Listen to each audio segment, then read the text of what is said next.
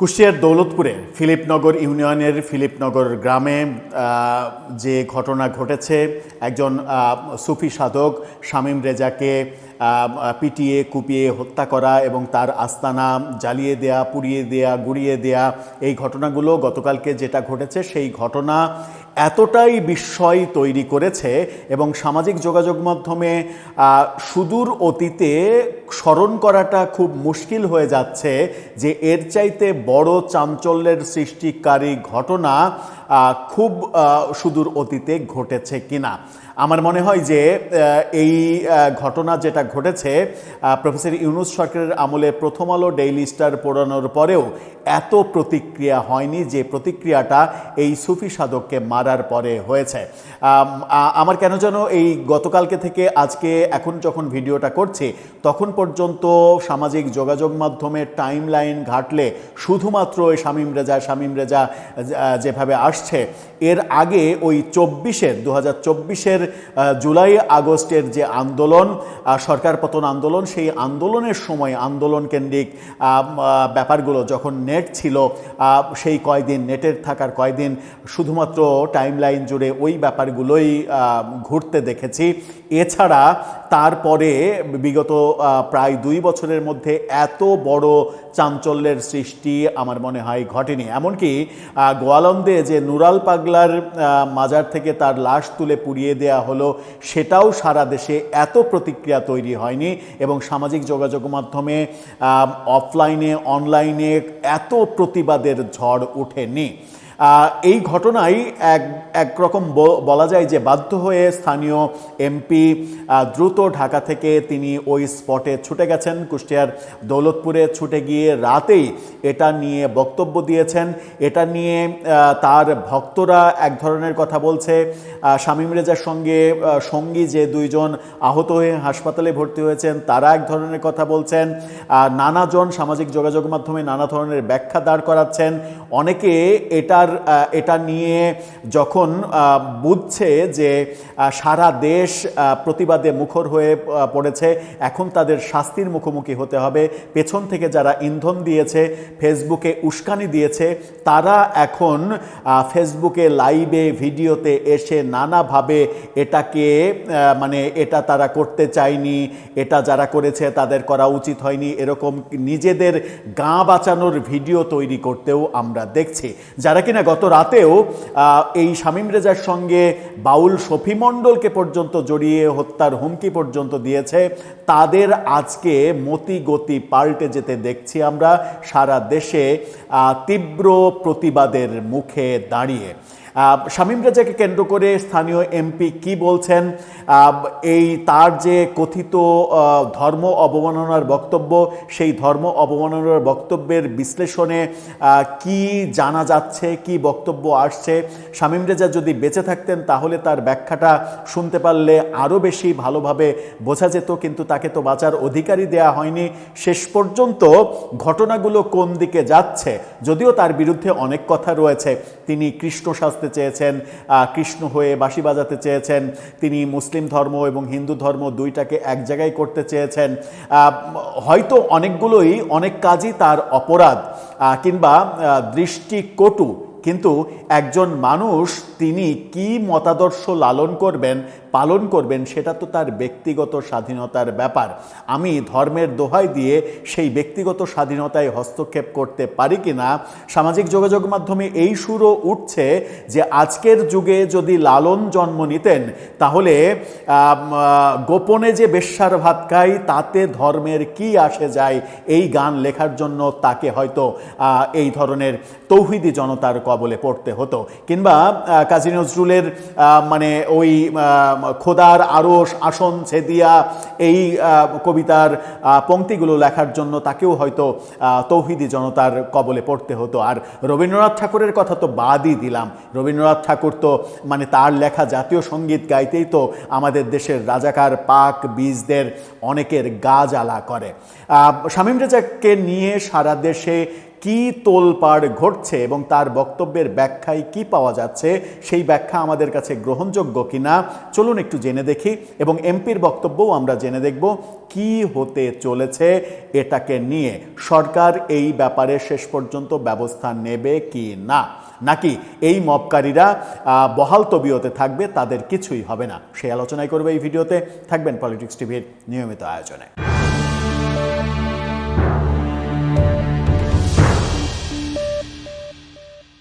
দর্শক, বলছিলাম কুষ্টিয়ার দৌলতপুরের ওই সুফি সাধক শামীম রেজার কথা।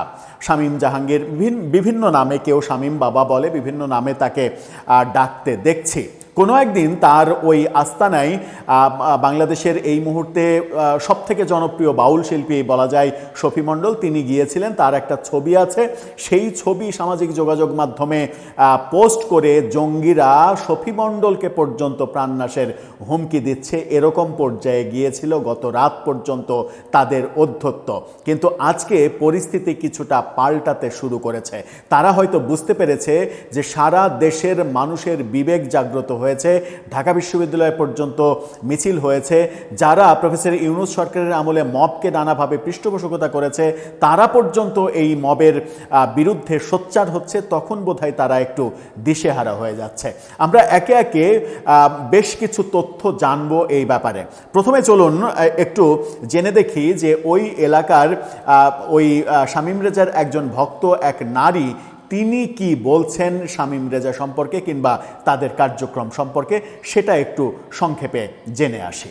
বাবা উপরে ছিল, উপরে উঠে যায়, বাবা ধাক্কা দিয়ে বার করে টাইনি লাইছি। আইতে আমি আমার ওই ভাই ঠেকাতে গেছি, আমারও মারধর করেছে। তার এই বক্তব্যটা অনেকের কাছে অগ্রহণযোগ্য হতে পারে, সেটা ভিন্ন কথা। আমাদের কাজ হচ্ছে ব্যাপারটাকে বিশ্লেষণ করা।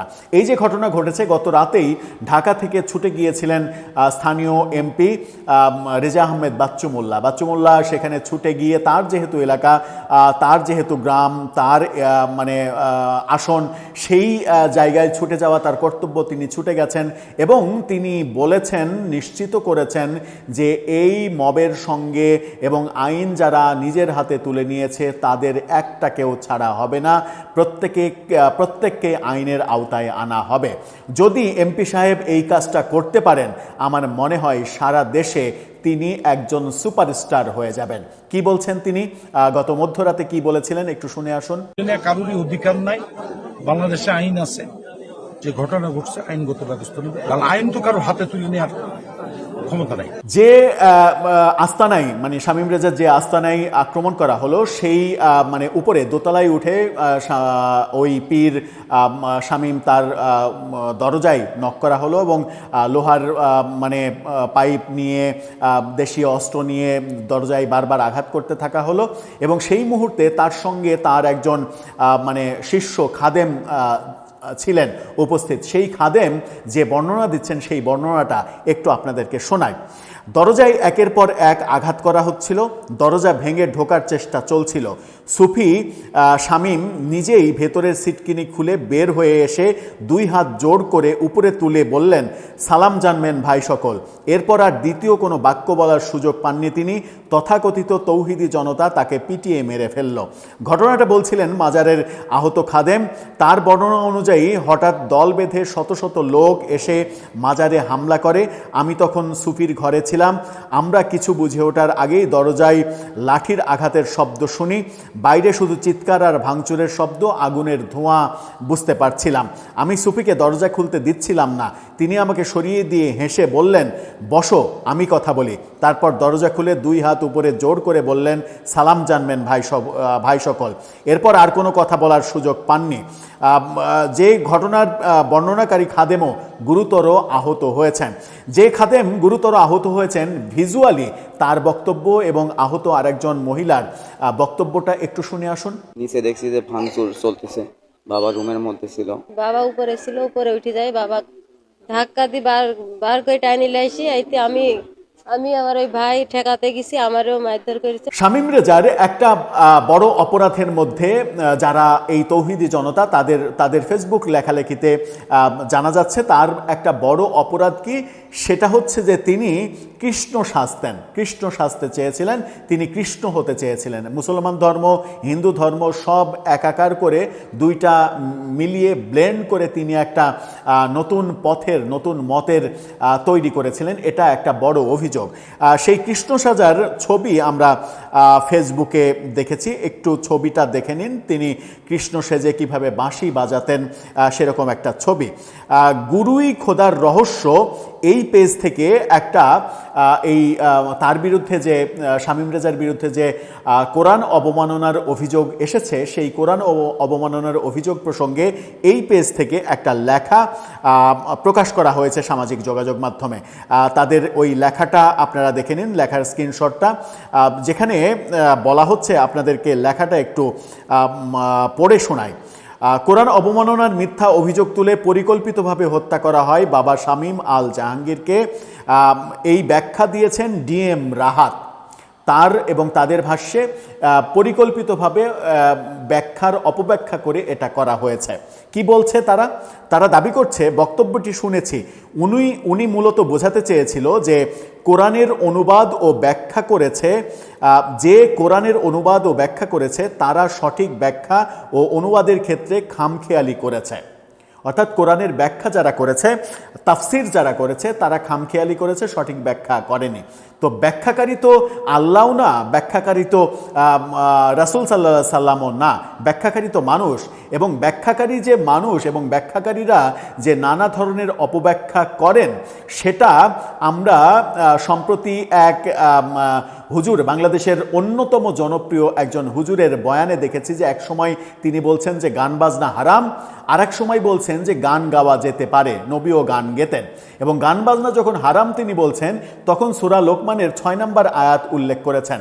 সূরা লোকমানের 6 নম্বর আয়াত উল্লেখ করে তিনি বলছেন, বহু তাফসিরকারী এটা ব্যাখ্যা করে বলেছেন যে এখানে আল্লাহ গান বাজনার কথা বুঝিয়েছেন। তিনি তাফসিরকারীর কথা বলছেন, তর্জমাকারীর কথা বলছেন না। অর্থাৎ কোরআনে আল্লাহ যেটা বলেছেন, আরবি ভাষায় তো লেখা, আরবির বাংলা করলে কি হয় সেটা বলছেন না। বলছেন যে তার মতো বিভিন্ন হুজুররা কিভাবে ফতুয়াবাজি করে, ফতুয়া দিয়ে এটার মানে তাফসির করেছেন, ব্যাখ্যা করেছেন, এবং যে যার মতো করে মন গড়া ব্যাখ্যা করেছেন, সেই ব্যাখ্যার উল্লেখ করে তিনি আল্লাহর কথা বলে, কোরআনের কথা বলে, সূরা লোকমানের 6 নম্বর আয়াতের কথা বলে তিনি বলছেন যে লোকমানের 6 নম্বর আয়াতে লেখা আছে গান বাজনা হারাম। অথচ গান বাজনা এই শব্দগুলো এবং এই শব্দের আরবি যে শব্দগুলো, সেই শব্দের ধারে কাছে কোনো শব্দ সূরা লোকমানের 6 নম্বর আয়াতে নেই। তার মানে ব্যাখ্যাকারীরা ভুল তো হতেই পারেন। যারা ব্যাখ্যা করেন, কোরআন কিংবা হাদিসের যারা ব্যাখ্যা করেন, তারা তো মানুষ, তারা তো নিজের মতো করে, আমরা তো বিভিন্ন সময় বিভিন্ন মানে ধর্মজীবীদের, ধর্ম ব্যবসায়ীদের নানাভাবে নিজের মতো করে ব্যাখ্যা করতে দেখি। এই কুষ্টিয়াতে এই ঘটনা ঘটলো, সেই কুষ্টিয়া 3 শহরের আসনের জামাতের এমপি নির্বাচিত হয়েছেন যিনি, ওয়াজের বাংলাদেশের জনপ্রিয় বক্তা আমির হামজা, তিনি বলেননি যে তিনি কোরআনের ভুল পেয়েছেন, তিনি 50 জায়গায় না 52 জায়গায় কোরআনের ভুল ধরেছেন, এই কথা তিনি বলেননি। তো তার ওই কথার কাটপিসটা যখন প্রচার হয়ে গেল, তখন তো ধর্ম অবমাননার অভিযোগ উঠল না। তখন যারা বুদ্ধিমান তারা এটুকু ভেবে নিল যে ওই কাটপিস 30 সেকেন্ডের কথা আদতে আগে পিছে কি আছে সেটা না জেনে একজন ইমামের কিংবা একজন মাওলানার বিরুদ্ধে সোচ্চার হওয়াটা ঠিক না। যারা বুদ্ধিমান তারা এই ব্যাখ্যাটা দিলেন। কিন্তু এই জায়গায় মানে শামীম রেজার যে 30 সেকেন্ডের বক্তব্য, তাও পুরনো বক্তব্য ভাইরাল করে সেটা বলা হচ্ছে যে তিনি কোরআনের অবমাননা করছেন, সেই ব্যাখ্যায় এই পেজ থেকে ডিএম রাহাত নামে এই ভদ্রলোক তিনি বলছেন যে মূলত শামীম রেজা বলেছেন যে কোরআনের যারা ব্যাখ্যা করেছে সেই ব্যাখ্যার মধ্যে গড়মিল আছে। বক্তব্যে তার পীর ডাক্তার জাহাঙ্গীর সুরেশ্বরী ও তার পীরের চাচা সুফি বদরুদ্দিন চিশতির কোরআনের অনুবাদ ও ব্যাখ্যার কথা বলেছিলেন। অর্থাৎ ওদের ব্যাখ্যা পড়লে আপনি সঠিকটা জানতে পারবেন, অন্যগুলো ভুল ব্যাখ্যা, এরকম বক্তব্য তিনি দিয়েছিলেন। তো ব্যাখ্যা ভুল, এটা তো মানুষের ভুলের কথা বলছেন, তিনি তো কোরআনের ভুলের কথা বলছেন না। যদি এই ব্যাখ্যাটা ঠিক হয়, যদি শামীম রেজা তো এখন বেঁচে নেই, যদি তিনি বেঁচে থাকতেন তাহলে তার কাছ থেকে ব্যাখ্যা জানতে পারলে আমরা আরও পরিষ্কার হতে পারতাম যে তিনি কি বলতে চেয়েছেন, কিংবা পুরো বক্তব্যে, দীর্ঘক্ষণের পুরো বক্তব্যে তিনি আসলে কোন কোন প্রসঙ্গে কথা বলেছেন। ওই 30 সেকেন্ডের স্পেসিফিক অংশটা যেটা ধর্ম অবমাননা বলে মনে হতে পারে, সেটা মানুষের মাঝে ছড়িয়ে দিয়ে উত্তেজনা তৈরি করে তাকে মেরে ফেলার ফাঁদ তৈরি করা হয়েছে কিনা সেটা তখন প্রমাণ করা যেত। আবার কি বলা হচ্ছে যে গ্রন্থ দুটো হলো, ওই তার পীর সাহেব এবং পীরের চাচা, তাদের গ্রন্থ দুটো হলো কোরআনুল মজিদ হুবহু অনুবাদ ও কিছু ব্যাখ্যা 15 পারা ও কোরআন দর্শন 1 থেকে 3 খণ্ড। কথার আগের অংশ দেখলে বিষয়টি স্পষ্ট হয় যে উনি কোরআন নয় বরং ভুল অনুবাদ ও অপব্যাখ্যার বিরুদ্ধে বলেছিলেন। অর্থাৎ তার দাবি শামীম রেজা কোরআনের বিরুদ্ধে বলেননি, কোরআনের ভুল অপব্যাখ্যার বিরুদ্ধে বলেছেন। কিন্তু যে ভিডিওটি কাটিং করে প্রচার করা হয়েছে সেখানে শুধু কোরআন শব্দটি উচ্চারণ করেছিলেন, ফলে কাটিং ভিডিও দেখলে এটাই মনে হবে যে উনি কোরআন অবমাননা করেছেন, অথচ উনি বাজারে পাওয়া কোরআনের ভুল অনুবাদ ও ব্যাখ্যার বিরুদ্ধে বলেছিলেন, ভুল অনুবাদ এবং ভুল ব্যাখ্যার কথা বলেছিলেন। মূলত কোরআন অবমাননা নয় বরং কোরআনের মহত্ব বোঝাতে বক্তব্য দিয়েছিলেন। বুঝতে চেয়েছিলেন যে কোরআনের সঠিক অনুবাদ ও ব্যাখ্যা জানতে উনার পীরের লেখা ও পীরের চাচার লেখা অনুবাদ ও ব্যাখ্যা পড়তে হবে। এক ধরনের তার ওই পীরের বইয়ের এক ধরনের মার্কেটিং করেছিলেন, এরকম দাবি করা হচ্ছে। উনি শুধু শরীয়তের আলেমদের উদ্দেশ্য করে বলেন নাই, বক্তব্যে বোঝা যাচ্ছিল যে পীরদেরও উনি একই কথা বলেছেন যে পীরেরাও কোরআনের সঠিক অনুবাদ ও ব্যাখ্যা জানে না। কাটছাট করে একটি অংশ প্রচার করার মানুষকে বিভ্রান্ত করে মবের মাধ্যমে খুব পরিকল্পিতভাবে হামলা করতে উস্কিয়েছে একটি চক্র। কথা হলো, কাটছাট ভিডিওর মাধ্যমে প্রায়ই গুজব তৈরি করে ধর্মীয় দাঙ্গা লাগানো হয়। সাধারণ মানুষ তা যাচাই বাছাই না করে ঝাঁপিয়ে পড়ে। দুঃখের বিষয় হলো, যাদের ওপর এখনও ধর্মের বিধান ওয়াজিব হয়নি, যারা জানেনই না ধর্ম অবমাননা কি, সেই সকল কোমলমতি নাবালক শিশুরাও হামলায় যুক্ত হয়েছে। এটা কিন্তু আমরা ভিডিওতে দেখেছি, বহু শিশু এই দলে যুক্ত হয়েছে এবং তাদেরকে যুক্ত করা হয়েছে। তিনি বলছেন যে ব্যক্তিগতভাবে আমিও ওনার কর্মকাণ্ড সমর্থন করতাম না, অর্থাৎ শামীম রেজার বিপক্ষে তিনিও। উনারই তরিকার অনেক বন্ধু সতর্ক করেছে বারবার, মহাপুরুষগণ সার্বজনীন হয়ে ওঠেন, জাতপাতের ঊর্ধ্বে উঠে যান, কিন্তু উনি কৃষ্ণ সাজতে চেয়েছিলেন। বেশভূষায় কৃষ্ণ হতে চাওয়া কোনোভাবেই জাতপাতের ঊর্ধ্বে উঠা না, বরং নিজেকে জাতপাতে বেঁধে ফেলা। তিনি বলছেন যে ব্যাপারটা এমন হয়েছিল যে ইসলামে থেকে কিছু হয় না, মুসলিম হয়ে মুক্তি পাওয়া যায় না। তাছাড়া আরও কিছু বিতর্কিত কর্মকাণ্ডের কারণে অনেক তরিকার লোকই তার প্রতি বিরক্ত ছিল। বিরক্ত থাকতেই পারে, তার তরিকা পছন্দ নাই হতে পারে। এই ভদ্রলোক যেমন বলছেন যে আমারও তাকে পছন্দ না, কিন্তু আমি কি তাকে মেরে ফেলবো? এবং ভুল ভিডিও ছড়িয়ে ভুল ব্যাখ্যা দিয়ে মানুষকে উগ্র করে আমি কি তাকে মেরে ফেলবো? সেটা তো কখনোই সুন্দর সুস্থ মানুষের কার্যক্রম না। তিনি বলছেন, কিন্তু কোনো অবস্থাতেই গুজব রটিয়ে মবের মাধ্যমে হামলা হত্যাকে মেনে নেওয়া যায় না। অন্যায় করলে রাষ্ট্রের আইনে বিচার হবে, আইন আদালত আছে, এভাবে তিনি লিখেছেন। এখন শামীম রেজার একটা ভিডিও দেখিয়ে আমরা শেষ করতে চাই। সেই ভিডিওটা হচ্ছে যে আস্তানায় তাকে মেরে ফেলা হলো, সেই আস্তানার ছাদে এই মানে তৌহিদি জনতার সবথেকে বড় শত্রু হয়ে ওঠা এই শামীম রেজা সুফি সাধক, কারো কারো কাছে ভণ্ড পীর, কারো কারো কাছে কথিত পীর, যেভাবে ট্রিট করতে চাই তার স্বাধীনতা। আমরা দেখেছি এই ভিডিওটা আমাদের সামনে এসেছে। সেই ভিডিওতে দেখছি যে তিনি নিজের হাতে তার বাড়ির ছাদে বেশ কিছু হনুমানকে খাবার দিচ্ছেন, কলা দিচ্ছেন, রুটি দিচ্ছেন, খাবার দিচ্ছেন, এবং সেই হনুমানরা যেভাবে তার হাতে থেকে এসে রুটি কলা নিয়ে খাচ্ছিল, তাতে মনেই হচ্ছিল যে এই হনুমানগুলোকে তিনি নিয়মিত খাবার দেন। এরকম একজন মানবিক মানুষ যিনি যিনি পশুদের ব্যাপারে এতটা মানে পশুদের সঙ্গে, হনুমান কি সাধারণত বেশ হিংস্র প্রাণী, যে কাউকে যে কোনো সময় কামড়ে দেয়, আক্রমণ করে, কিন্তু যেভাবে তার পোষ মেনেছে এবং যেভাবে তিনি খাবার দিচ্ছেন, এই ভিডিওটা আপনারা একটু দেখে আসুন এবং দেখতে থাকুন, দেখতে দেখতে কথাটা শুনতে থাকুন। এই যে হনুমানগুলোকে খাবার দেয়া এবং এই যে মানবিকতা, এই মানবিকতা যার শরীরে থাকবে, যার রক্তে থাকবে, তিনি মানে সৃষ্টিকর্তা তো অনেক দূরের কথা, নবী রাসূল তো অনেক দূরের কথা, একজন মানুষকে নিয়েও কটূক্তি করতে পারেন, এটা ব্যক্তিগতভাবে কোনো সভ্য মানুষ হয়তো বিশ্বাস করতে চাইবে না। বিশেষ করে তার সম্পর্কে অনেক প্রচার প্রচারণা, অনেক সমালোচনা, অনেক কিছুই দেখছি গত 2 দিন থেকে, শুধু নয় গত কয়েক বছর থেকে বিভিন্ন সময় শুনছি। কিন্তু এই ভিডিওটা দেখার পরে আমার কাছে প্রশ্ন জেগেছে, যে মানুষ বনের প্রাণী হনুমানকে পোষ মানিয়ে, তাও একটা না বেশ অনেকগুলো হনুমানকে পোষ মানিয়ে তার নিজের ছাদে নিজ হাতে খাবার দেন এবং হনুমানরা তাকে আক্রমণ না করে তাকে ভালোবাসে, সেই মানুষটা কিভাবে সৃষ্টিকর্তাকে অবমাননা করেন? সেই মানুষটা কিভাবে সৃষ্টিকর্তার প্রেরিত সে কোরআন না হোক, আসমানি কিতাবের 104টার যে কোনো একটাকে কিভাবে অবমাননা করেন? কিভাবে করতে পারেন তিনি? কিভাবে নবী রাসূলকে তিনি অপমান করতে পারেন? এই প্রশ্নটা আমার মনে জেগেছে। দর্শক, শেষে যে ভিডিওটা আপনাদেরকে দেখালাম, সেই ভিডিওটা দেখে আপনারও কি সেই প্রশ্ন মনের মাঝে উদয় হচ্ছে, নাকি মনে হচ্ছে লোকটাকে মেরেছে, ভালোই করেছে? আপনিও কি সেই পথের পথিক কিনা? আপনার মতামত জানিয়ে লিখতে পারেন আমাদের কমেন্ট বক্সে।